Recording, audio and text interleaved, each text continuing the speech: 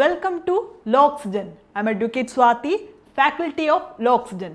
So today I'm here with a new topic on BNS, that is abetment. Part 4 of the BNS ആണ് preliminary offences കുറിച്ച് പറയുന്നത്.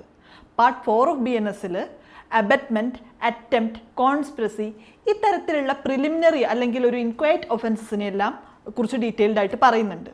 So നമുക്ക് abatement എന്താണെന്ന് നോക്കാം.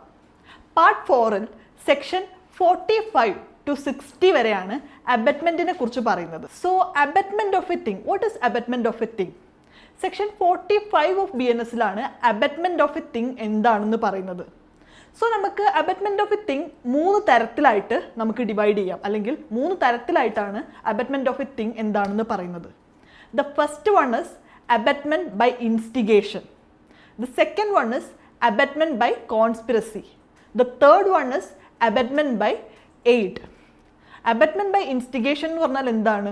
Like ഞാനൊരാളെ പ്രേരിപ്പിക്കുകയാണെങ്കിൽ അല്ലെങ്കിൽ ഒരു ദുഷ്പ്രേരണ കൊടുക്കുകയാണ് ഒരു കാര്യം ചെയ്യാൻ വേണ്ടി, ഒരു റോങ്ഫുൾ ആയിട്ടുള്ള ഒരു ഒഫൻസ് ചെയ്യാൻ വേണ്ടി അയാളെ പ്രേരിപ്പിക്കുകയാണ്, മോട്ടിവേറ്റ് ചെയ്യുകയാണ്, അല്ലെങ്കിൽ എൻകറേജ് ചെയ്യുകയാണ്. അതാണ് abetment by instigation. The next one is abetment by conspiracy. അതായത് ഒരു റോങ്ഫുൾ ആക്ട് ചെയ്യാൻ വേണ്ടിയുള്ളൊരു കോൺസ്പിറസിയിൽ, ഒരു ഗൂഢാലോചനയിൽ ഞാൻ പാർട്ടായിട്ടിരുന്നിട്ട് അതിൽ കോൺസ്പിറേറ്റ് ചെയ്യുകയാണ്, ഒരു കോൺസ്പിറസി നടത്തുകയാണ്. അതാണ് abatement by conspiracy.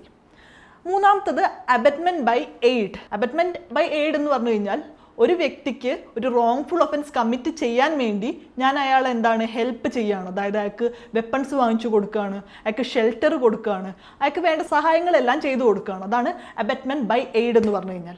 There are 3 types of abetment ആയിട്ടാണ് സെക്ഷൻ 45-ൽ ഡിവൈഡ് ചെയ്തിട്ടുള്ളത്. ഇത് next section is section 46. Section 46-ൽ അബറ്റർ ആരാണെന്നാണ് പറയുന്നത്. Who is an അബറ്റർ?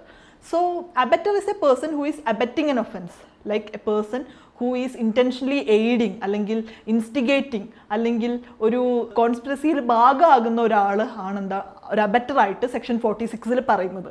സോ നമുക്ക് അടുത്ത ടോപ്പിക് എന്ന് വെച്ച് കഴിഞ്ഞാൽ, അല്ലെങ്കിൽ അടുത്ത പാർട്ട് എന്ന് പറഞ്ഞു കഴിഞ്ഞാൽ different circumstances of criminal liability of an abettor. ഒരു different circumstances of criminal liability of an abettor എന്തൊക്കെയാണെന്നുള്ളത് നമുക്ക് നോക്കാം. ഒരു എക്സാമ്പിൾ നമുക്ക് നോക്കുകയാണെങ്കിൽ, ഞാൻ എൻ്റെ ഫ്രണ്ടായിട്ടുള്ള സഹലേനെ എൻ്റെ വേറൊരു ഫ്രണ്ടായിട്ടുള്ള അഞ്ജലിനെ കൊല്ലാൻ വേണ്ടി പ്രേരിപ്പിക്കുകയാണ്.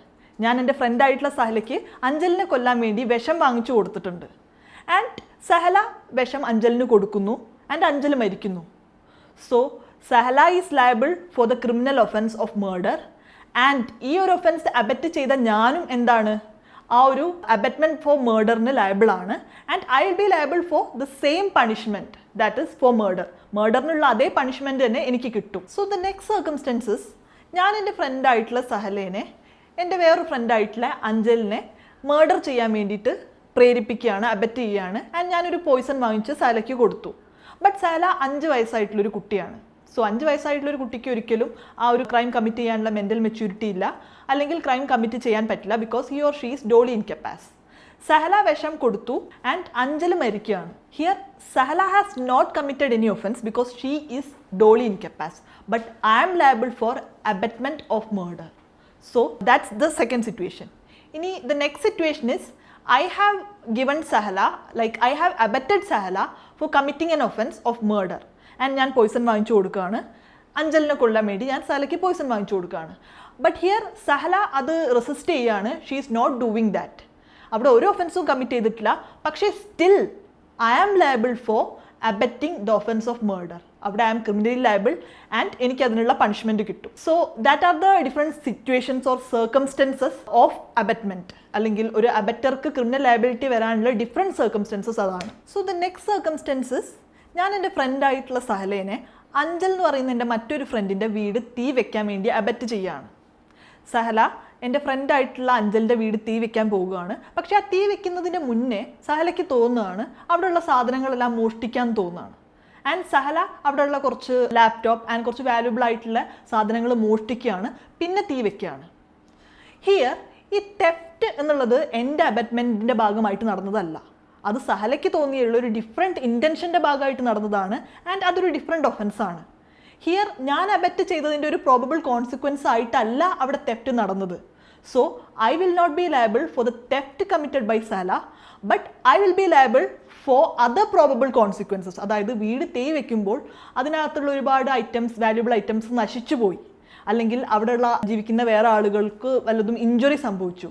സോ അങ്ങനെയുള്ള പ്രോബബിൾ കോൺസിക്വൻസിനെല്ലാം I will be liable, but I will not be liable for any other things which is not a probable consequence of the offence committed or the offence abetted by me. So that are the different circumstances or different conditions of criminal liability for abatement.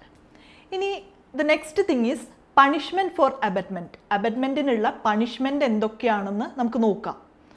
So ഒരു imprisonment four life അല്ലെങ്കിൽ ഒരു death punishable ആയിട്ടുള്ള ഒരു offence അബറ്റ് ചെയ്യാൻ വേണ്ടി ഞാൻ പ്രേരിപ്പിക്കുകയാണ്. അതായത് ആ ഒരു പെർട്ടിക്കുലർ ഒഫൻസിന് ഡെത്ത് ഓർ ഇംപ്രിസൺമെൻറ്റ് ഫോർ ലൈഫാണ് പണിഷ്മെൻറ്റ്. അങ്ങനെയുള്ള ഒരു ഒഫൻസ് ഞാൻ ചെയ്യാൻ വേണ്ടി പ്രേരിപ്പിക്കുകയാണെങ്കിൽ അവിടെ എനിക്ക് കിട്ടുന്ന പണിഷ്മെൻറ്റ് എന്ന് പറഞ്ഞു കഴിഞ്ഞാൽ ഇംപ്രിസൺമെൻറ്റ് അപ് ടു 7 years ആണ്. ആൻഡ് ഈ ഒരു അബറ്റ്മെൻറ്റ് കമ്മിറ്റ് ചെയ്യുന്നതിൻ്റെ ഭാഗമായിട്ട്, അല്ലെങ്കിൽ ഇത് കമ്മിറ്റ് ചെയ്തതിൻ്റെ ഒരു കോൺസിക്വൻസ് ആയിട്ട് എന്തെങ്കിലും ഒരു ഹാം നടന്നു, അല്ലെങ്കിൽ എന്തെങ്കിലും ഒരു ഇഞ്ചുറി നടന്നു എന്നുണ്ടെങ്കിൽ അവിടെ എനിക്ക് എന്താണ് 14 years വരെ ഇംപ്രിസൺമെൻറ്റ് കിട്ടാം. ആൻഡ് സപ്പോസ് ഞാൻ അബറ്റ് ചെയ്ത ഒരു ഒഫൻസ് കമ്മിറ്റ് ചെയ്തു അല്ലെങ്കിൽ നടന്നു, ഞാൻ ഒരാളെ മേർഡർ ചെയ്യാൻ വേണ്ടി അബറ്റ് ചെയ്തു ആൻഡ് മേർഡർ അവിടെ കമ്മിറ്റ് ആയി എന്നുണ്ടെങ്കിൽ മേർഡറിനുള്ള പണിഷ്മെൻറ്റ് തന്നെയാണ് എനിക്ക് കിട്ടുന്നത്. So the next thing is abetment for offences where punishment is imprisonment. So imprisonment punishment ആയിട്ടുള്ള ഒഫൻസുകൾക്കൊക്കെ അബറ്റ് ചെയ്ത് കഴിഞ്ഞ് കഴിഞ്ഞാൽ അവിടെ പണിഷ്മെൻറ്റ് എന്ന് പറയുന്നത് 1/4 of the total term of punishment ആണ്. ആൻഡ് സപ്പോസ് ഒരു ഗവൺമെൻറ് സെർവൻറ്റ് അല്ലെങ്കിൽ ഒരു പബ്ലിക് സെർവൻ്റ് ആണ് അവിടെ അബറ്റ് ചെയ്യുന്നത് എന്നുണ്ടെങ്കിൽ that punishment will be half of the total term. So that's all about punishment with respect to abetment of a crime. Ramesh Kumar versus State of Chhattisgarh, IIR 2001, Supreme Court 3837.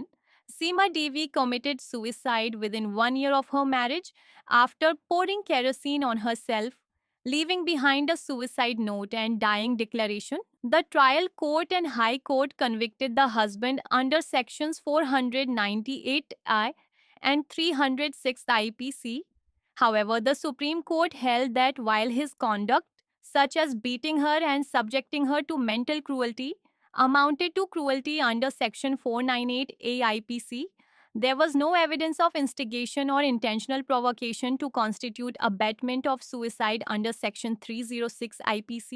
The court clarified that mental harassment by a husband does not automatically amount to abetment unless there is clear instigation or a proximate act driving the wife to suicide, and therefore it set aside the conviction under Section 306 NPC but upheld the conviction under Section 498A IPC. Part 4 നമ്മളെ abetment എന്നുള്ളൊരു section നമ്മൾ നോക്കുകയാണെങ്കിൽ, so we understood what is abetment. Section 45 of the BNS describes abetment. We have discussed the 3 stages അല്ലെങ്കിൽ ഒരു 3 types of abetment. And we have discussed different circumstances of criminal liability of abetment or criminal liability for the abetter for doing an abetment. And we have also discussed the punishment for abetting an offense. So that's all. Thank you.